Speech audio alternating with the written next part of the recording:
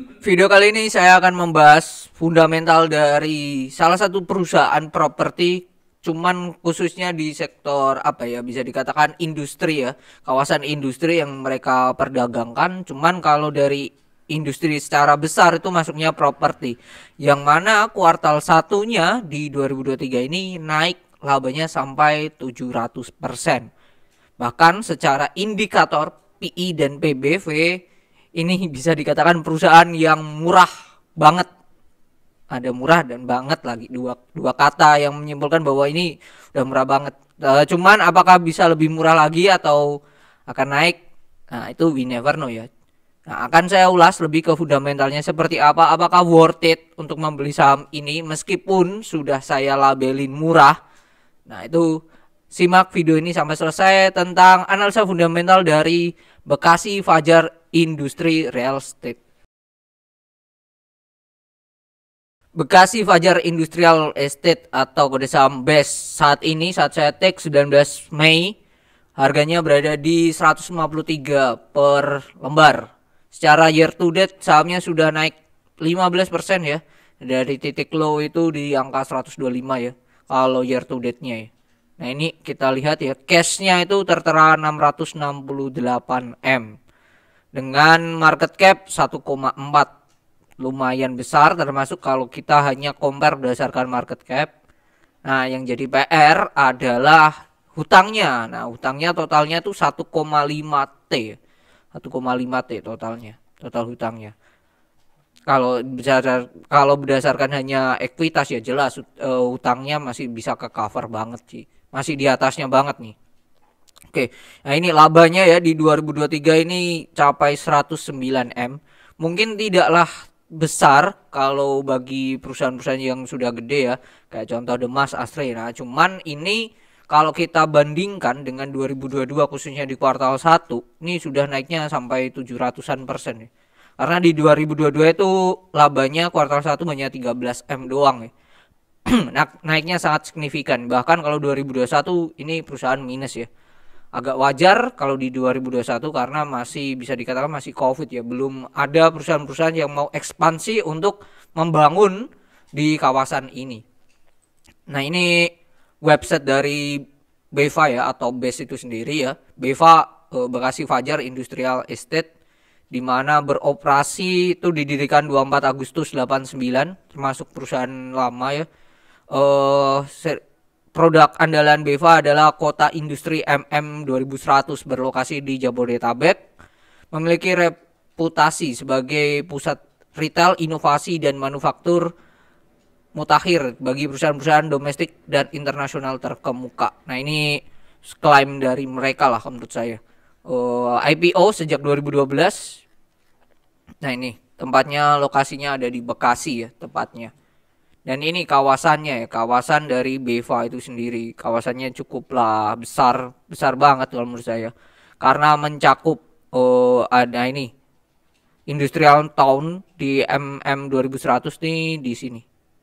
Jadi bisa dikatakan mencakup Bandara Halim, SCBD, Jor 1, Jor 2. Jadi ini dekat Tanjung Priuk juga. Jadi ya ini sangatlah strategis sih untuk dikatakan untuk apa ya, untuk Jabodetabek sih. Kawasan-kawasan memang yang sangatlah industri banget, industrial banget gitu.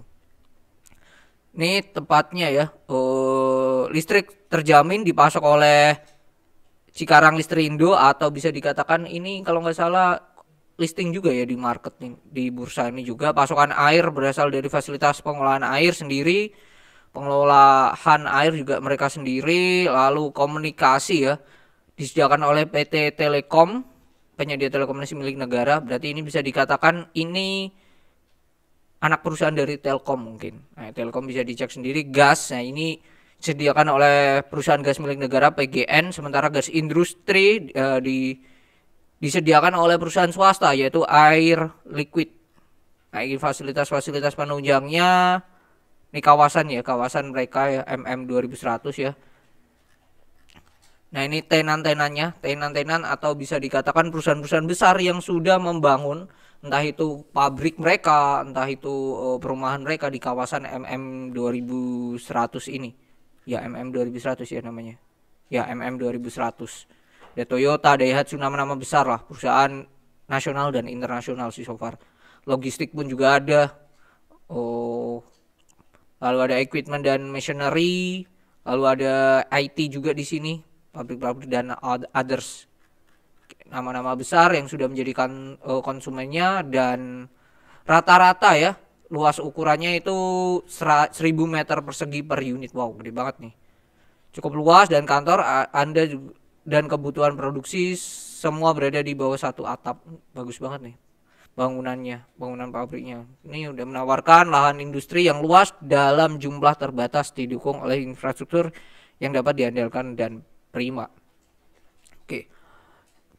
Terus ini udah, ini nggak ada. Oke, laporan keuangannya. Laporan keuangannya ini Bekasi ya, Bekasi Fajar, toko desa Ambes. Kasnya naik signifikan jadi 600 M, 668 tepatnya ya. Sebelumnya hanya 546. Kalau kita cek lebih detail di kasnya, pembagiannya itu paling banyak ada di nomor 5. Ada di rupiah dan dolar. Dolarnya lumayan banyak juga mereka. Dolarnya itu sendiri ada 105, hampir 200 M. Bagus ya, paling banyak ada di bank MNC internasional. Terus kalau di bank dalam bentuk rupiah ya 15-an M lah. Dia menaruh paling banyak ya di dolar gitu. Ada pula di deposito. Di deposito nominalnya lebih gede lagi. Di deposito totalnya 475. Bagus sih. Bagus perusahaannya. Jadi mayoritas 668 itu tidak dalam bentuk kas ya, ditaruh di deposito. Itu hal yang bagus sih. Kalau saya pribadi sangatlah suka ya dengan perusahaan yang seperti ini. Tingkat suku bunganya ya, bukan suku bunga sih, tingkat bunga yang diberikan oleh di deposito 6 sampai 6,3/4 ya, 6,75. Gede, dan ini hal yang bagus ya untuk perusahaan ya. Buat apa kasnya terlalu banyak? Jikalau memang kasnya itu tidak ada, memang dari segi perusahaannya tidak membutuhkan kas yang terlalu banyak. Contoh untuk biaya pembelian tanah dan lain-lain yang harus dibeli langsung, nah itu kan nggak mungkin ya. Jadi kasnya dialokasikan langsung paling banyak itu di deposito, hampir 475 ya. Kalau kita presentasikan dari total kas itu sebesar 70% sendiri ya, taruh di deposito. Bagus nih perusahaan. Kasarannya adalah biar duitnya nggak diem-diem aja, duitnya disuruh kerja juga. Oke, persediaan. Nah ini kalau di sektor properti yang Bapak Ibu dan teman-teman harus perhatikan adalah ada dua, aset lancar dan aset nggak lancar. Aset lancar ini biasanya yang sudah siap dieksekusi dalam persediaan dalam ya itu kurang dari 1 tahun. Kalau yang tidak lancar ini berarti mungkin masih dalam bentuk tanah, jadi perlu diolah lagi. Itu khusus untuk sektor properti ya. Kalau kita cek di note nomor 7 tentang persediaan, bentar. Persediaan di note nomor 7. Oke, tanah, ruko, makanan dan minuman, dan ini. Kalau total ini kan, nah ini 4T juta miliar, 4,7 tepatnya, di mana 1,6 itu yang bisa direalisasikan dalam waktu 12 bulan atau aset lancarnya, sedangkan yang 3T ini yang aset gak lancar. Mereka juga mengasuransikan ya persediaan ruko pada PT Lipo General dengan nominal sebesar 30 ya, saya bulatkan ya 30 M. Dan juga 9 M ini untuk enggak, ini perusahaan membeli tanah dari Dawai Manunggal Logistik Properti pihak berelasi. Oke, sebesar luasnya 3000 meter persegi, 3800, 3 hektar lah ya. Nominalnya sebesar 9 M. Oke, itu sih. Jadi masih besar ya, masih banyak ya. Masih banyak banget tanah-tanah yang itu. Nah, kalau kita lihat ya di sini kasnya kan gede banget nih. Kasnya gede, persediaannya juga gede. Kita lihat hutangnya nih. Hutangnya terutama di jangka pendek ya. Ada dua hal yang sangat saya jadi PR ya untuk perusahaan, yaitu ini utang bank jangka pendek. Totalnya 17678 M, gede banget 178. Kalau hanya itu doang mah dari kas sudah nutup, satu udah nutup. Terus dari ya itu doang sih, 178 ini udah nutup. Kalau jangka pendek ya. Cuman pertanyaannya kalau jangka panjang nih, utang bank yang jangka panjang nih, ini yang agak PR nih. Totalnya 1,3 T, duit kasnya nggak cukup nih. Jadi perlunya memang tambahan duit, atau bisa dikatakan biar ada yang dijual lah ya, terjual di persediaannya. Cuman di sini saya tidak akan mengecek tenor-tenor dari hutangnya yang 1,3 T di mana aja ya. Nah, kalau kita lihat ekuitas, di mana biasanya kan ada ya laba yang belum dicadangkan atau belum tahu kegunaannya untuk apa. Nah, ini ternyata ada nominalnya sebesar 3 triliun ya. Gede banget 3 triliun. Nah, duit ini kalau kondisinya memang mendesak, dalam artian perusahaan sudah jatuh tempo dan tidak bisa refinancing lagi. Refinancing adalah mengambil atau meminjam kredit lagi, tapi dengan ya menembel lah ya, tambal sulam lah dari utangnya itu. Misal nggak bisa, ya mau nggak mau ngambil duit ini, 3T ini. 3T ini belum dicadangkan ini. Belum tahu kegunaannya apa. Jadi besar banget nih. Kalau ini digunakan untuk kondisi yang sangatlah, bisa dikatakan sangatlah, ya sudah kepepet lah ya. Semua hutang saya akan katakan bisa ketutup 1,6. Jadi secara short term ini perusahaan masih oke, masih sehat ya. Cuman secara long, nah itu jadi PR-nya. Biar tidak memakan atau mengambil dari saldo tadi, saldo laba yang belum dicadangkan. Nah ini pendapatannya naiknya keren, gede banget nih. 197 M. Dimana sebelumnya hanya 73 M. Oke, tuh. Kalau kita cek ya, bebannya sebelumnya itu kan 30 dibagi 73.